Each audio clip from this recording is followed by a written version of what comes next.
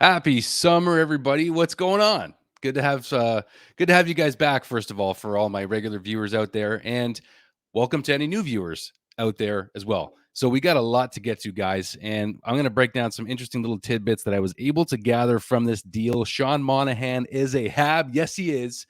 And I've got some stuff I want to talk to you guys about regarding this deal, including conversation I just had on Twitter with Nick Kypreos in some DMs. I just wanted to get Kipper's thoughts on this as the trade and all the info stuff was breaking. I haven't done a video in a while, so I thought I'd dig and get some information for you guys. And Nick Kypreos has been a contact of mine in the last little while. He's become, I don't want to say a friend yet, but I think we're acquainted, and he's been a lovely guy to deal with. So just somebody who has some good information on Mr. Sean Monahan here, including the fact that he can play the wing. I specifically talked to Kipper about that and how the Habs center depth, they're now going to be competing in training camp for center seedings on where they're going to be in the lineup. So let me just give you this quick message from Twitter from Kipper in my DMs here, and I'm not making this up. I would never do that to you guys.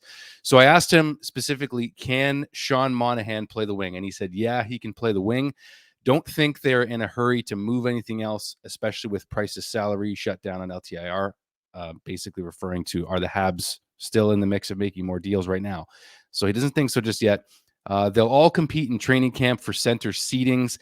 They need a few centers, including Dvorak, to have a great start to see what interest they can garner. So, according to Kipper, he thinks that based on how they compete and how the center depth chart, by the way, this is how it looks right now. Let's just pull this up really quickly. So, Nick Suzuki, Sean Monahan, Kirby Dach, Christian Dvorak, and Jake Evans. So you got five centers there, and you can't fit more than four on a team. Duh. Thank you for the very insightful hockey content there, Deeksy.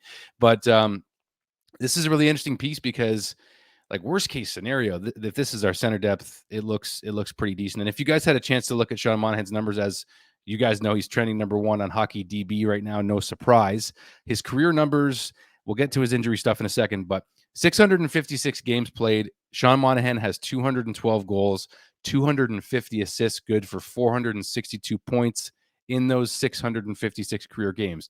In 30 games played in the playoffs, 10 goals, 11 assists, 21 points in those 30 games. And you got to remember, Monahan, of course, did not play with the Calgary Flames, and man, did they miss him in this past playoff run. They really missed him against Edmonton.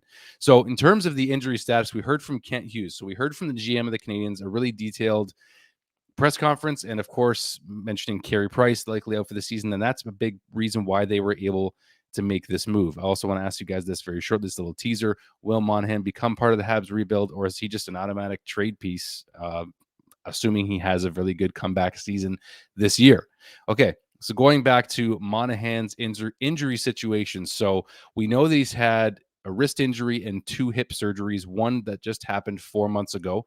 So as far as how he's feeling right now, Kent Hughes said that Monahan expects to have a healthy full season with the Canadiens. Does that mean he's going to play in game number 1 or number 4, or number 10? Kent Hughes doesn't have that answer right now, but he did talk to Monahan today, and he said that Monahan is feeling better than he has in a very, very long time. So that's obviously good news for Montreal Canadiens fans to hear that, because he's going to be coming into the lineup very, very soon, competing likely for that second or third. I'd be surprised to see him as a 3C if he's healthy. I think you got Nick Suzuki, Sean Monahan, Christian Dvorak, or Kirby Dach. I mean, that's where it gets dicey, because I feel like one of these guys is maybe going to have to move before the season starts. We don't really know what we have in Kirby Dach yet either. Still lots of potential to be had there. But based on the numbers for Sean Monahan, this is exciting in terms of, even if it's just a 1-season deal, we know his cap hit is right now $6.375 million for this season, and then he is a UFA after that. So 27 years old, Monahan is 6'2", 200 pounds, listed right now on HockeyDB.com. So you're getting more size again. Like we're getting bigger with these Canadiens on the top 6. And that sounds sexy to me. And I was trying to think of some line combinations just really quickly for fun. And the best one of the best line combos I came up with so far that could happen this year is Monahan at center, Slavkovsky on the left, and Josh Anderson on the right. Like, you got to be kidding me. Like, that sounds like a monster line potentially. Or insert Kirby Dach, Slav, and Josh Anderson or something. Anyway, I was trying to think of lines for Monahan, because this is about him right now, and about now let's talk about the obvious, which of course is that we get a 2025 conditional first round pick. You all saw the crazy dynamic of how this first round pick could play out. Here's the long and short of it. The Canadiens are likely going to trade it. That's what Kent Hughes himself said.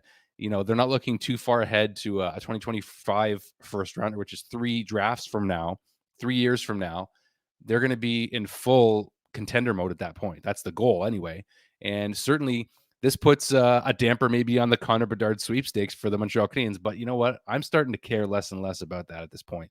I know that a top 3 pick, honestly, top 10, I think, in this 2023 coming draft is going to be very, very good. So if the Canadiens do or don't get top 10, but they're able to continue to build this way, I'm all for it. And a couple of fun tweets that I saw. I gotta have a couple of tweets. I know I'm kind of going all over the place like I do a lot of times, but a couple of tweets that I really liked.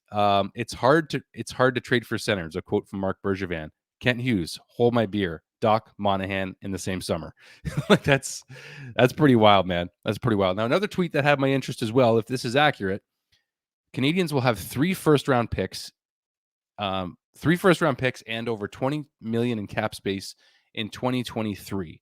After Paul Byron, Jonathan Drouin, Dadonov come off the books, for example, possibly now Monahan off the books.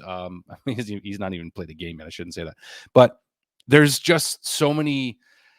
The way they're really actually doing this rebuild and structuring this rebuild right now is really working. And I think I'm going to have to do another video entirely on how Kent Hughes and Jeff Gorton have acquired first-round picks as current roster players and just first-round picks that haven't become what they're going to become eventually, because my gosh, they've added a lot of first-rounders throughout this 6 to 8 months that they've been at the helm for the Canadiens. Gorton and Hughes have. So Carey Price's situation. So he's out likely next season. He's going to go on LTIR the day before the season starts so that the Habs can be cap compliant. That's not really a shocker, but it is too bad, I guess. I don't want to go too much on the Price news because it's really a fluid situation. The latest that Kent Hughes has reported to us is that there will be a press conference with Carey Price, Kent Hughes, and Carey Price's doctor sometime this fall. So that's basically the main update there. But the fact that Sean Monahan is a Hab, I mean, I don't know. This is fun for me. I really like the fact, of course, that Montreal took a play out of the Carolina Hurricanes playbook with their old buddy Max Pacioretty and said, "Hey, you guys want to acquire a player for future considerations, aka nothing? We can do that too." So the Canadiens have done that. That's the other thing to mention, of course, and you guys know this, is that the Canadiens didn't have to give up anything, at least not yet, for this deal. They acquire Sean Monahan and the conditional pick, and it's future considerations only, which basically means nothing at this point. So down the road, Travailing and Hughes are going to maybe work out some kind of a deal. Hughes is going to help him out, however that all works with future considerations. But guys, I want to know what your opinion is here on Sean Monahan. And here's my other question for you. I'm going to leave you with this question. Will Monahan, if he has a very good season with the Montreal Canadiens, say the Canadiens overachieve, okay? I'm going to post you another situation in a second that involves Pierre-Luc Dubois, by the way. But if Sean Monahan has a great season with the Montreal Canadiens and just becomes a really solid fit at center or on the wing, whichever place he plays, and the money is right, could he become part of the Montreal Canadiens rebuild?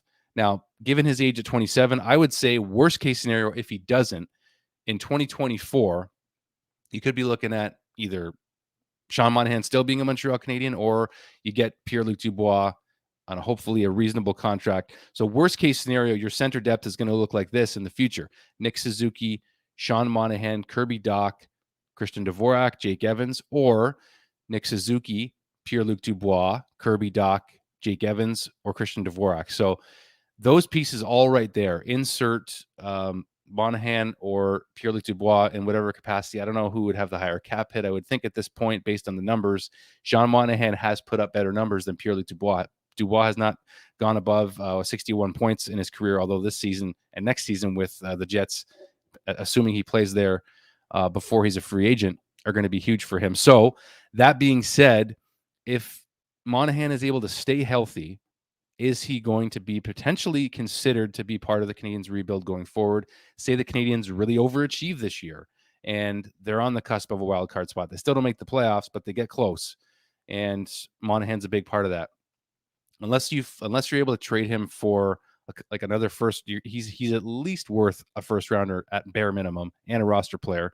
I think he could get a better haul than Tyler Toffoli did, or well, Toffoli was the best haul actually when you consider Heineman and all the picks that came back. But you guys let me know. I'm gonna leave this with you guys, and I want to know your thoughts on Sean Monahan. This is one of the longer trade videos I've done, so you guys let me know. Thank you for watching. If you like what you watched, you know what buttons to push. So thanks so much, guys. Really interested to see how the Habs are going to use Sean Monahan. He's a Montreal Canadian. This is fun. This is a fun trade. It's the middle of summer. It's been a while. So anyway, thanks for the support, guys. We'll see you in the next one. All the best. Cheers.